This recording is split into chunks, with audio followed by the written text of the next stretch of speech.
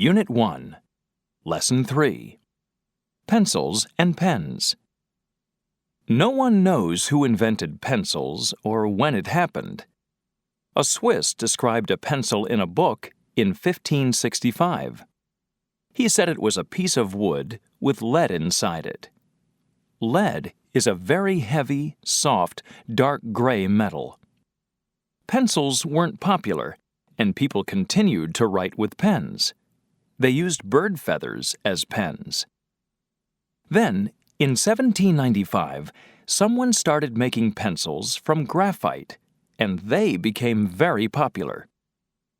Graphite is like coal. Coal is black, and we burn it for heat and energy.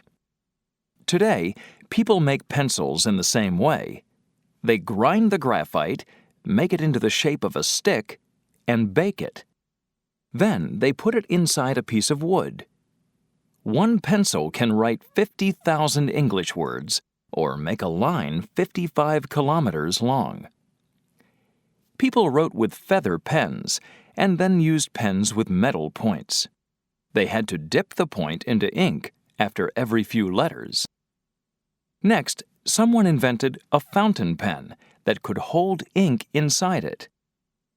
A fountain pen can write several pages before you have to fill it again. Two Hungarian brothers, Ladislaus and Georg Biro, invented the ballpoint pen. They left Hungary and started making ballpoint pens in England in 1943, during World War II. English pilots liked the pens. They couldn't write with fountain pens in airplanes because the ink leaked out. Later, a French company called Bic bought the Biro's company. Some people call ballpoint pens Bics.